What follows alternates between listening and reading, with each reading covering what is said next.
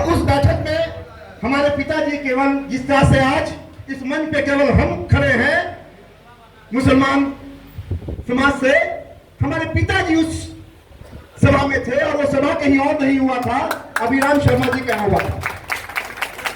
और जब सारी चर्चा हो गई तो हुआ कि कौन व्यक्ति, कौन सा प्रत्याशी कितने नंबर पे है। हमारे पिताजी निश्चित तौर पे अरुण बाबू की तरफ से गए थे, तो 1 से वो गिनती शुरू हुई और 12वें तक हमारे अरुण सर का नाम नहीं आया और आखिरी में 13वां नंबर अरुण भी खड़ा है ना जी। तो कई अरुण बाबू से सीनियर लोग थे वहां पे, तो अरुण भी ने खड़ा है विजन बाबू का बेटा। तो हाँ 13वां नंबर पे उनका नंबर आया था।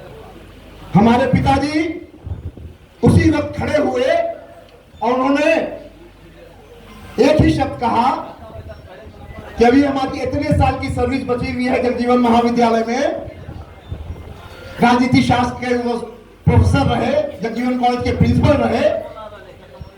आप लोगों की सारी बातों से हम सहमत हैं, सिर्फ एक बात से सहमत नहीं है कि ये जो आपने 13 नंबर बोला है ये नीचे से कम संख्या शुरू होगा और अरुण बाबू निश्चित तौर पर विजयी होंगे।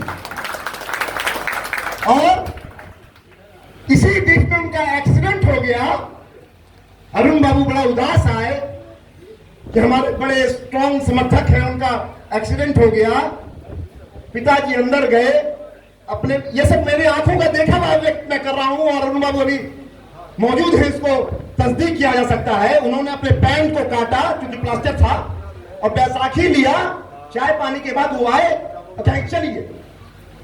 अरुण बाबू सरप्राइज थे, जीत गया और वो जीत करके उनकी पहली फिएट थी, उस फिएट पे बैठ गए और जिस जगह गए लोगों ने यही कहा कि आप क्यों आ गए, और नतीजा ये निकला कि भारी मतों से रंजीत बाबू बाहर आकर वो पहली बार विधान परिषद पहुंच गया।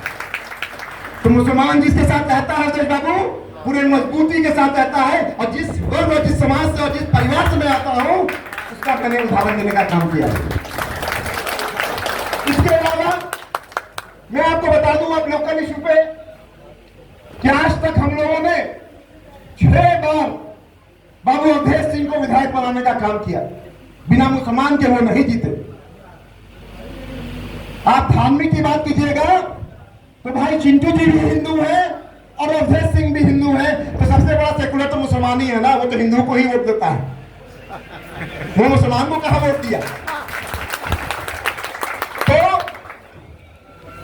अवधेश बाबू को 6 बार विधायक बनाने के मुसलमानों ने काम किया, बिना मुसलमान के मदद के अवधेश बाबू नहीं बने।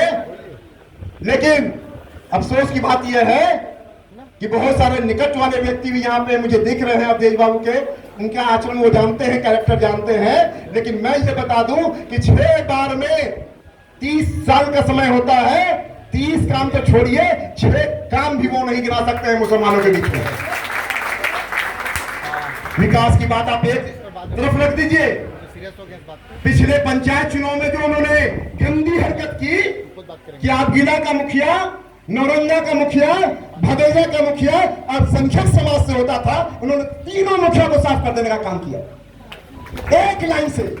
और हमारे बीच में एक ऐसा शख्स भी बैठा हुआ है जो जिला परिषद का चुनाव लड़ा और 8100 मत मायने रखता है 6 पंचायत में। अवधेश बाबू आप ही पंचायत चुनाव लड़ते हैं, उस व्यक्ति को भी षड्यंत्र करके उन्होंने हरा देने का काम किया 2-4-500 हजार वोट से।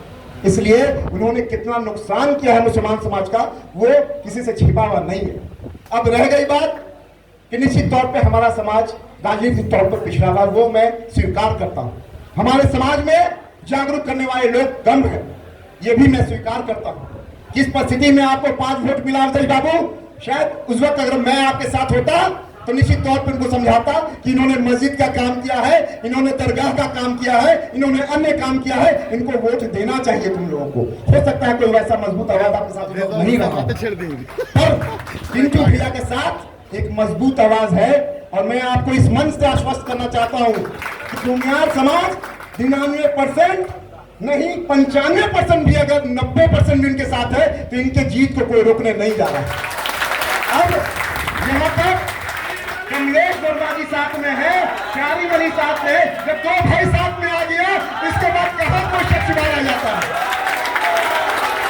कोई शक शुबा नहीं है। अब सिर्फ आप अपने समाज को इंटैक्ट कीजिए, अपने समाज को कहिए कि भाई आप ब्रांडेड के पीछे लगे हुए हैं, अतरी के पीछे लगे हुए हैं, घोसी के पीछे लगे हुए हैं, जहानाबाद के पीछे लगे हुए हैं, टिकारी के पीछे लगे हुए हैं, गो के पीछे लगे हुए हैं, ब्रांडेड के पीछे लगे हुए हैं। यहाँ पे आप वहां 100% कर रहे हैं, यहाँ 25-30% भी आपने अपनी शक्ति लगा दी तो वहां तो गारंटी नहीं है, पर पंजीकरण विधानसभा में आपका समाज को जीतेगा, इस बात की गारंटी है।